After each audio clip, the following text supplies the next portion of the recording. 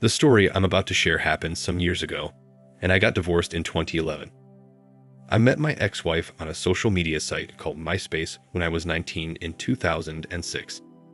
I was in my last year at junior college at that time. I know y'all are going to scold me for this, but she was 9 years older than me. I know, I'm an idiot. Get it out. So yeah, she was 28 when I met her. To me, she was beautiful. She still is today. She used to model when she was about 18 to 24. She was published.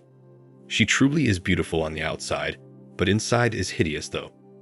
Well, I came to learn that later. From the beginning, my mom did not like her at all.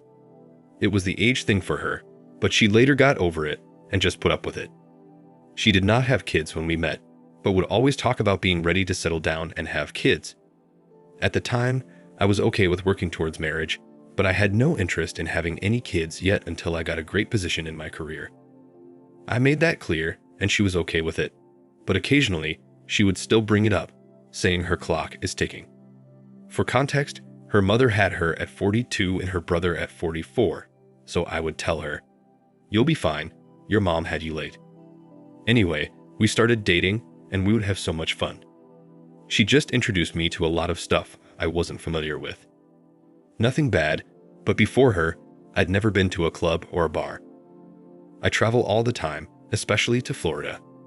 When I turned 21, we had so much fun together. It was my first time going to a casino. We got drunk, and I won big that night out in Vegas. It was almost like we balanced each other out in a way. She was very outgoing, and I've always been this reserved guy. Anyway, I asked her to marry me in 2010. She was excited and said, finally, when I proposed, "I really love this girl and never thought she'd do me the way she did."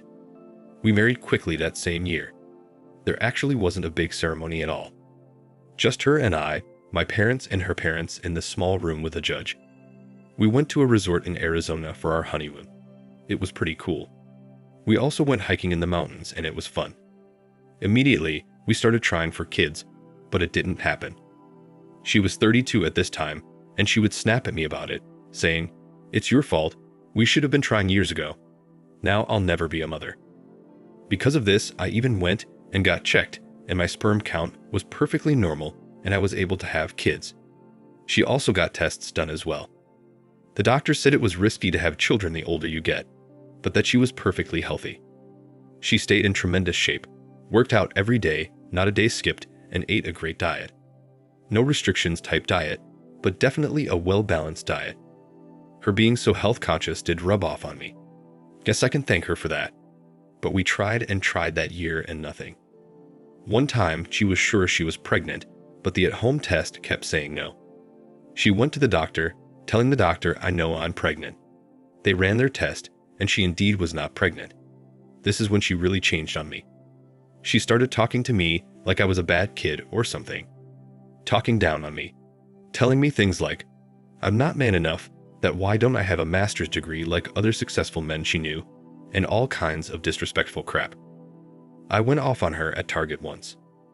I accidentally pushed a cart on the back of her heel, and she yelled at me to watch where the F I was going. I got in her face and sternly told her to stop talking to me like that, and that it was an accident. She ran out of the store crying, and I walked out behind her. We got in the car, and she just started crying, saying she was sorry, and that she's so frustrated with everything. I told her I understood that not having kids right now is bothering her, but will be fine. She apologized again, and we drove off. She told me to pull into a car wash. One of those automatic ones because she wanted to wash the car. Once we pulled in, she proceeded to give the greatest PJ she had ever given me. Afterwards, she told me she loved how I put her in her place and wanted me to be that way more often. Though that actually did work, and with my lack of experience. It was something I'd learned while in that relationship. Anyway, the issue continued because she really wanted a baby. So in October of 2010, she left her Samsung phone on the couch. Her PIN was always 0000. Neither of us ever changed the default passcodes on our phones at the time. I snooped because I started to wonder if she was cheating on me because the way she would talk to me sometimes just wasn't cool. I saw that she had a text thread between this guy, who I later found out was a teller at our bank. He definitely was trying to sleep with her and told her she could do better than me and how he is the man for her. He and her are the same age and got engaged years later after her and I got divorced. She would tell him how it wasn't right to go out with him, but she really wanted to, and how she regrets marrying me. He would send her explicit pics of his package and everything. She would reply how she likes it, etc. I saw enough. When she got back after walking our dog, I had her phone in my hand and I said, "So you like Tyrone, huh?" She asked that I give her the phone, but I held on to it and asked if she regret marrying me. She said yes, she does, and that I should give her the phone. I gave her the phone and I said I'm out of here, and we're getting a divorce. She laughed her butt off and said, "Good, please bring me the papers, I will gladly sign them." I kept it cool and went up and packed my stuff, but I was deeply hurt. While I was packing, I was beating myself up and kept asking myself what was I thinking getting married when I'm only 23. Why would I do something so stupid? Well, I got all my clothes packed up and I left. I went straight to my parents' house and I cried like a little bee in my parents' living room. My mom held me and they told me things would be okay. Even though I'm over her, I still know that pain today, and I don't wish that feeling on any man. I actually searched for a therapist on my own because I didn't have any friends. I completely abandoned them after getting with her. It was like she had me under a freaking spell or something because she was all I cared about. She got served divorce papers via mail, and like she said, she gladly signed them. She sent a picture to my phone of her and the bank teller guy holding the signed divorce papers. That tore me up. This was when I actually sought out a therapist. My therapist was a 40-year-old man who I'm still cool with till today. That man picked me up and encouraged me. He's a very stoic man, and he told me to pick my head up, that it's not over and that I got more to accomplish.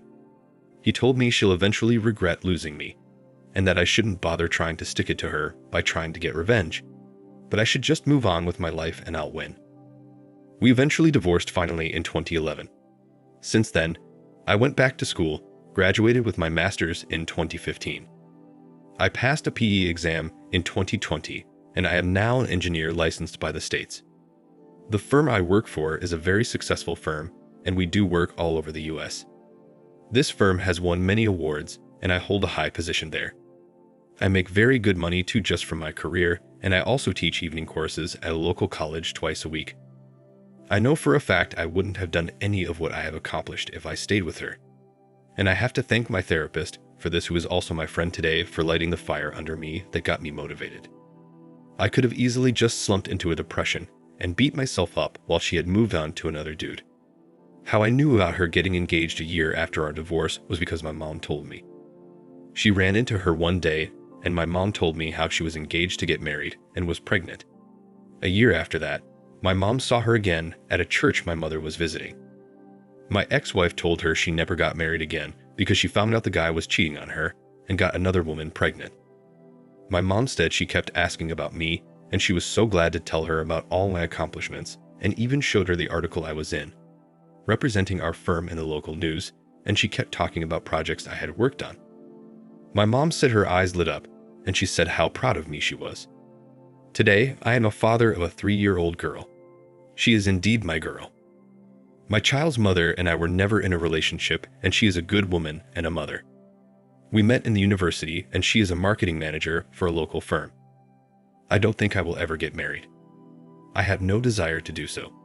I never changed my phone number. I have had the same number since I was 19 years old, so I got a text asking, "Is this Matthew?" I answered, "Yes, who is this?"